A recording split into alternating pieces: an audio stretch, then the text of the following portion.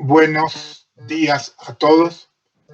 En primer lugar, los agradecimientos de siempre al maestro Jairo Parra Quijano por la invitación y al doctor Ulises Canosa, secretario general del instituto, quienes han tenido la deferencia para conmigo de involucrarme en el mayor encuentro académico en Colombia para disertarle de unos temas atinentes a la regulación de la insolvencia como consecuencia de la pandemia. La pandemia nos obligó a todos a repensar, a tener una nueva forma de vivir y particularmente en las relaciones jurídicas a presentar una nueva forma de convivirlas, de adaptarlas y sobre todo de convivir y compartir en puntos divergentes generados como consecuencia de la crisis. Este trabajo, muy breve por demás, estará referido en primer lugar a una pequeña introducción. En segundo lugar, haremos referencia a la regulación anterior a la pandemia. En tercer lugar, haremos referencia al manejo de la crisis como consecuencia de la pandemia.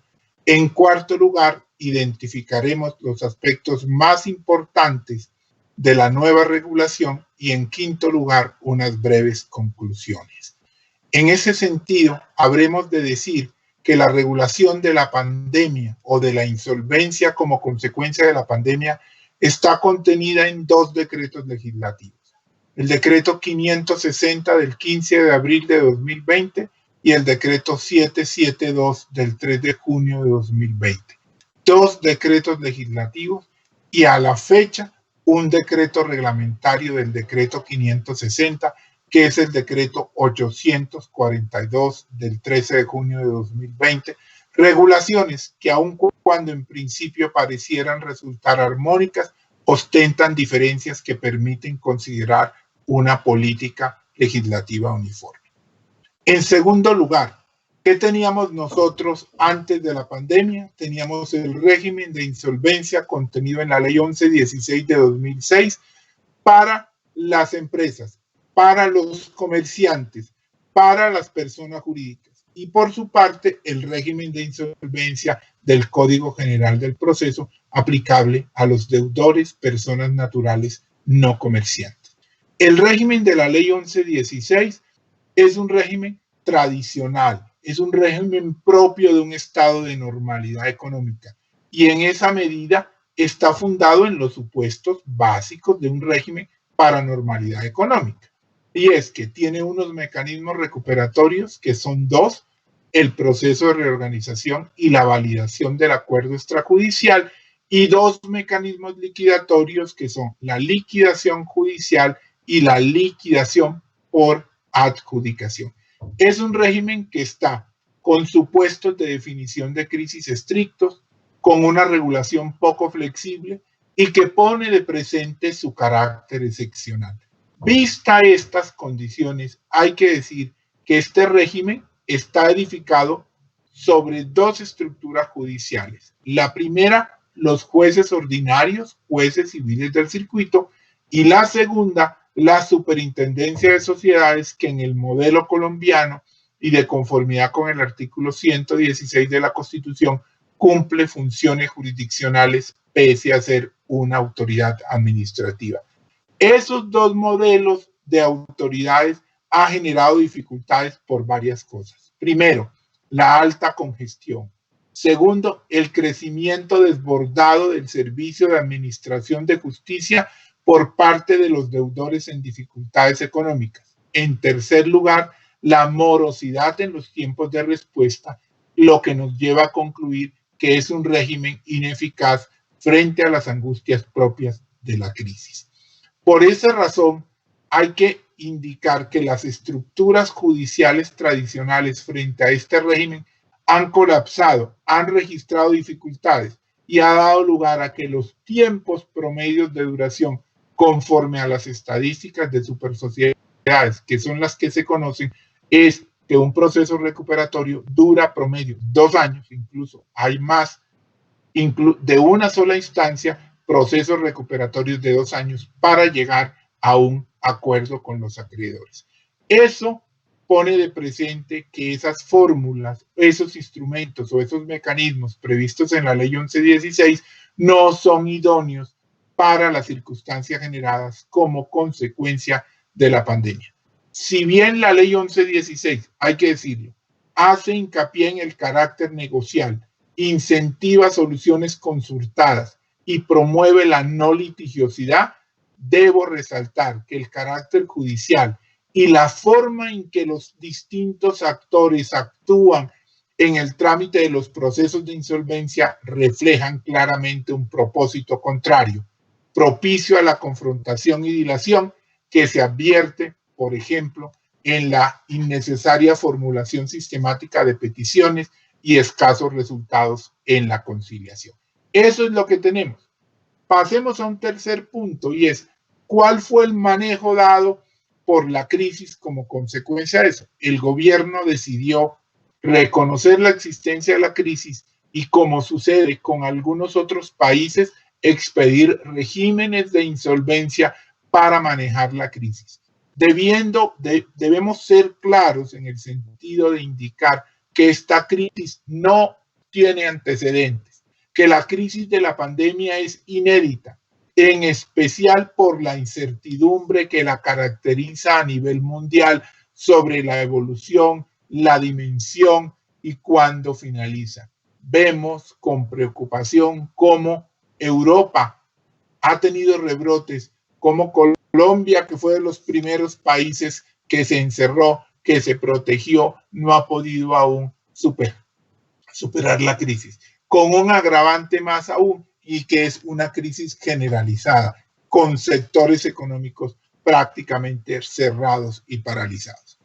Frente a eso, se expide la regulación, y la regulación que ya fue objeto de aval de constitucionalidad en el decreto 560 y en el decreto 772, con unas excepciones en particular, se encuentra caracterizada por varias cosas. La primera es la transitoriedad. ¿Qué queremos decir con la transitoriedad? Que los decretos 560 y 772 tienen un término de vigencia de 2 años. Término que se explica porque estamos frente a una crisis atípica, por la apuesta a la superación de la crisis en dicho plazo y la necesidad de procurar soluciones rápidas y eficaces por las actuales dificultades. Esto muy seguramente dará que así, dependiendo de los resultados, como aconteció con la ley 550 del 99, muchas de esas reglas podrán incorporarse de manera definitiva en la juridicidad colombiana. Y esa temporalidad se explica por la conexidad de las causas que dieron lugar a las nuevas reglas, y en ese sentido llamamos la atención de que tenemos un término de vigencia de las reglas de 2 años. En segundo lugar, no se deroga el régimen concursal existente. Esto genera una que otra dificultad en el ejercicio práctico, pero evidencia la tendencia del legislador o el interés del legislador para que no haya una ruptura, para que no haya un cambio abrupto hacia un lado o hacia el otro por la filosofía que se orienta en las nuevas regulaciones, y en ese sentido la ley 1116 no está derogada y, en otras palabras, se aplica de manera coetánea con los nuevos instrumentos previstos, lo cual será objeto de precisión mucho más adelante. En tercer lugar, hay un gran abanico o una amplitud en opciones para el manejo de la crisis. Como veíamos de manera previa, el empresario solamente tenía 2, el proceso de reorganización formal y la validación extrajudicial de un acuerdo. Pero en este caso, el decreto o los decretos introdujeron 2 mecanismos fundamentales. 1, la negociación de emergencia en la nueva regulación y un procedimiento de recuperación empresarial ante las cámaras de comercio. Quiere decir que los empresarios que quieran salir adelante en un mecanismo recuperatorio tienen hoy 4 instrumentos a diferencia de los 2 que tenían inicialmente en el régimen preexistente. Tienen el proceso de reorganización ordinario, tienen la validación de un acuerdo extrajudicial, tienen la negociación de emergencia y tienen un procedimiento de recuperación empresarial ante las cámaras. A eso hay que sumar que, siguiendo las orientaciones del Banco Mundial y de la UNCITRAL, el decreto 772 creó específicamente unos mecanismos de recuperación para las empresas con activos menores a 5.000 salarios mínimos, que en este caso es un proceso de reorganización abreviado. En conclusión, el tercer requisito que estamos mencionando, rasgo, es un amplio abanico, opciones para el manejo de la crisis. El cuarto rasgo de la nueva regulación es la inclinación a soluciones negociables. La insolvencia es un problema de carácter económico que se resuelve o con recursos frescos o con plata, o que se resuelve conversando. Así como la pandemia obligó a muchas empresas a reinventarse, a readecuarse, a adaptarse a la nueva situación, esta nueva regulación propicia eso, y es la invitación concreta y precisa a que se abandonen los esquemas judiciales tradicionales y que se apunte a unas soluciones de carácter negociales. Bien, ante la Superintendencia de Sociedades, para el caso de la negociación de emergencia o los jueces civiles del circuito, o bien ante las cámaras de comercio para el caso de los procedimientos de recuperación empresarial.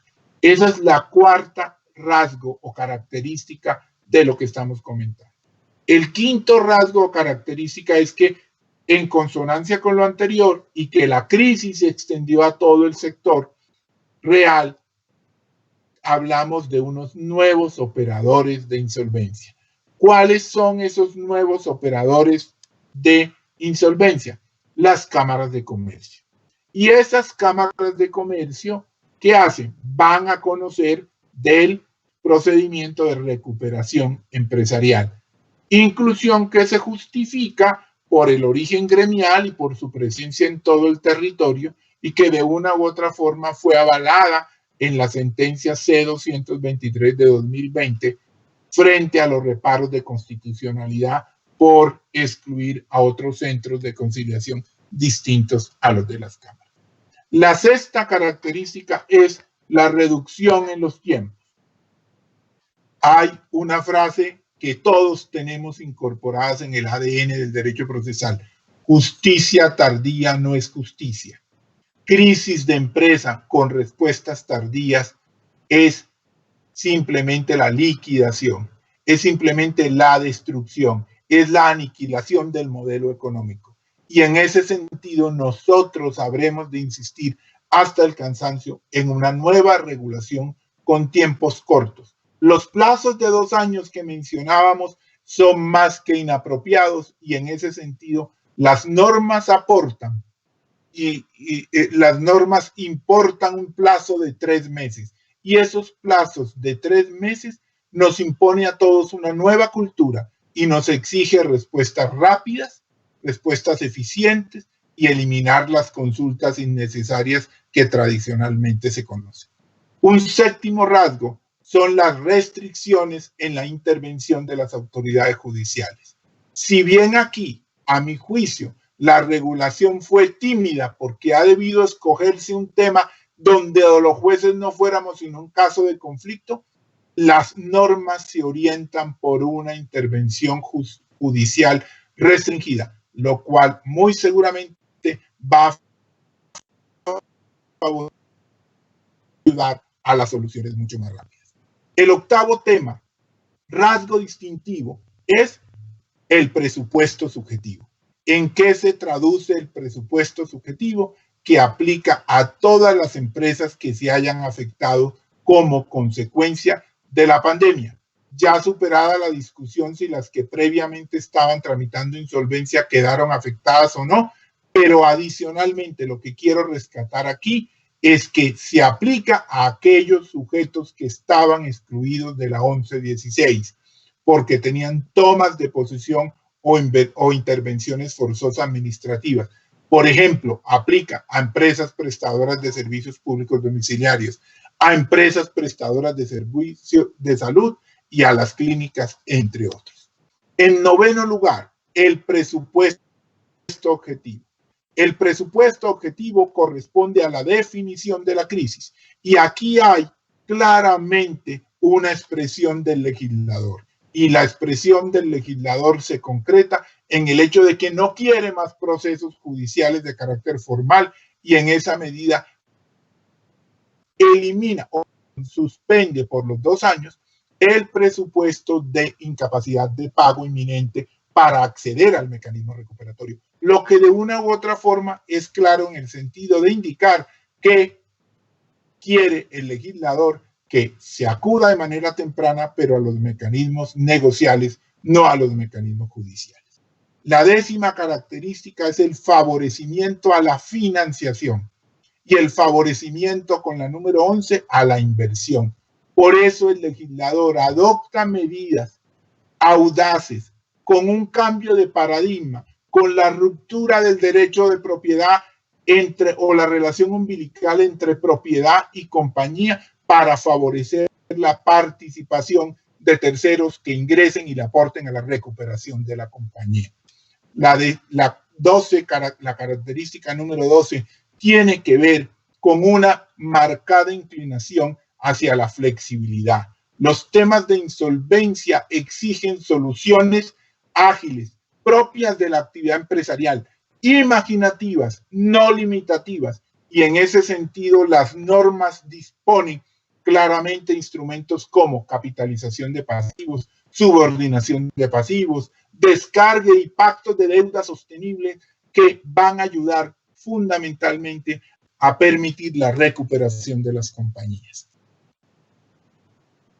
El rasgo y es que hay que ser tolerantes y la tolerancia se expresa en los temas de gastos de administración, dándole un plazo de 3 meses para que el deudor pueda superarlo y no se vea abocado al inicio de un proceso liquidatorio.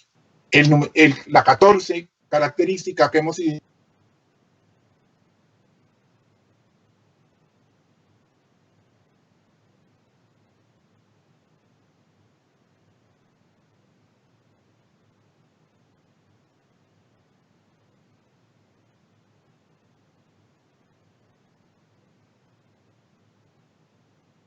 identificarla con 2 adicionales